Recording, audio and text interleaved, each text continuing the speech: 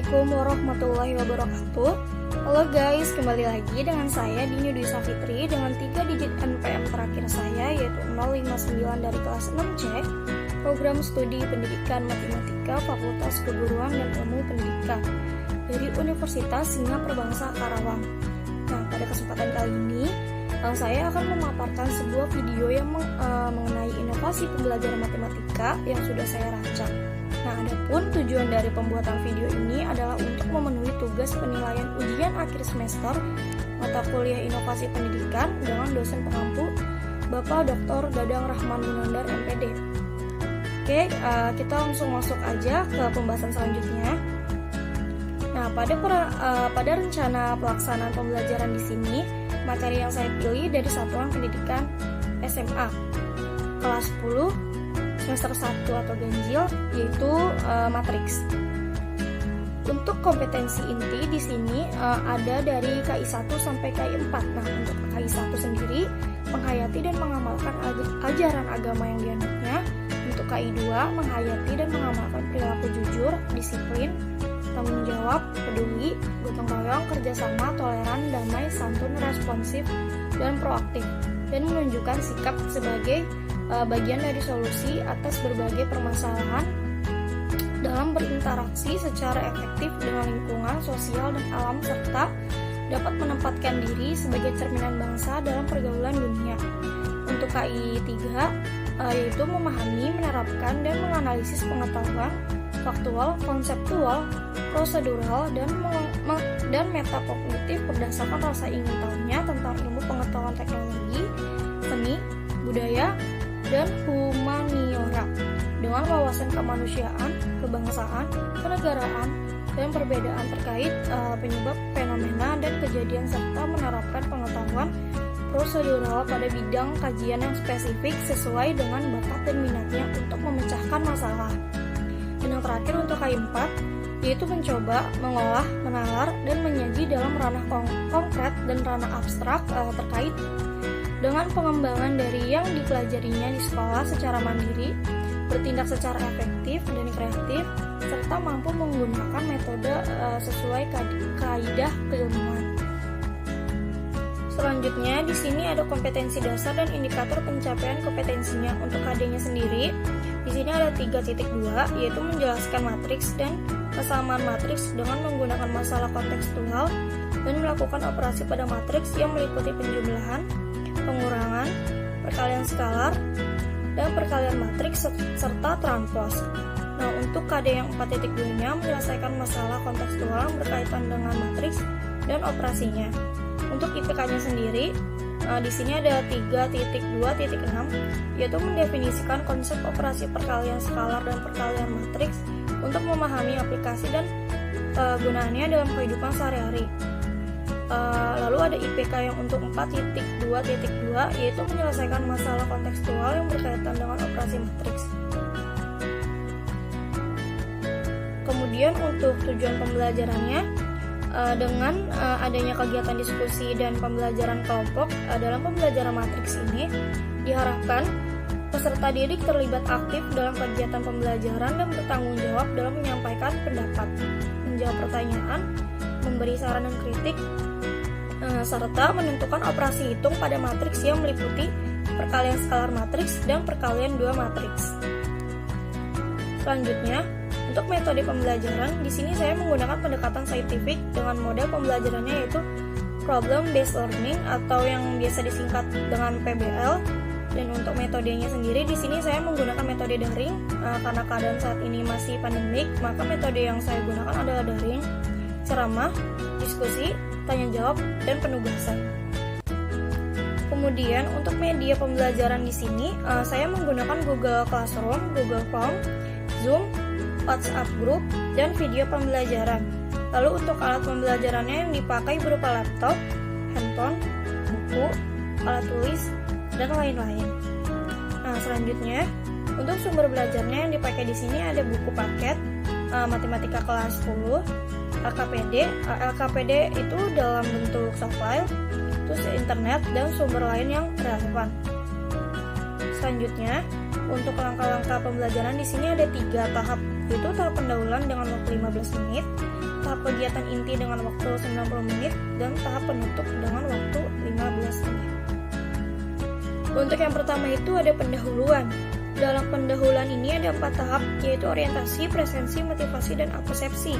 Nah, pada tahap orientasi ini, guru akan mengirimkan link Zoom Meeting dan link Google Form pada Google Classroom, dan akan berkomunikasi dengan peserta didik melalui Google Classroom juga untuk segera masuk ke aplikasi Zoom.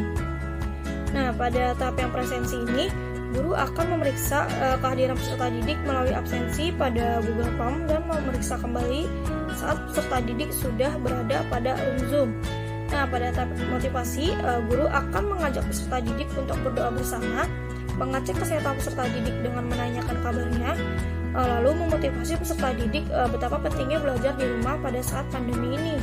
Dan yang terakhir, pada tahap appersepsi, guru akan menyampaikan secara garis besarnya saja cakupan materi dan langkah-langkah pembelajaran yang akan dilakukan pada hari ini.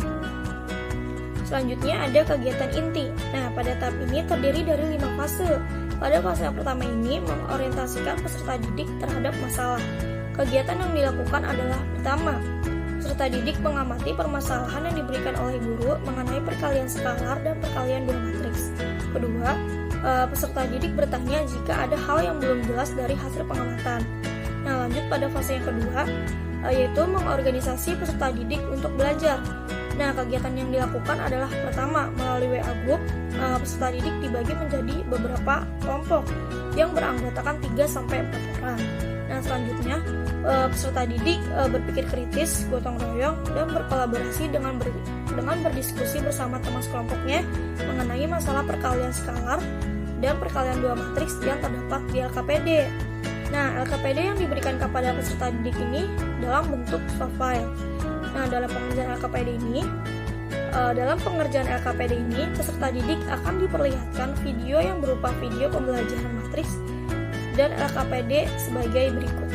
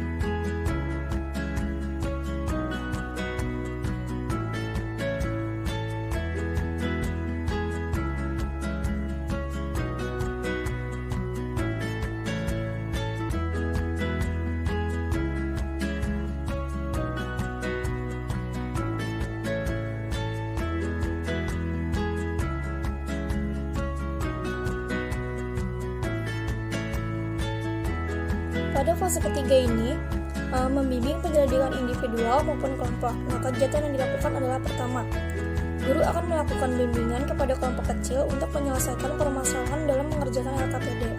Kedua, peserta didik akan melakukan diskusi dalam kelompok kecil untuk mengumpulkan informasi terkait materi, yaitu perkalian skalar dan perkalian geomatriks melalui media daring yang disepakati, misalnya WhatsApp group.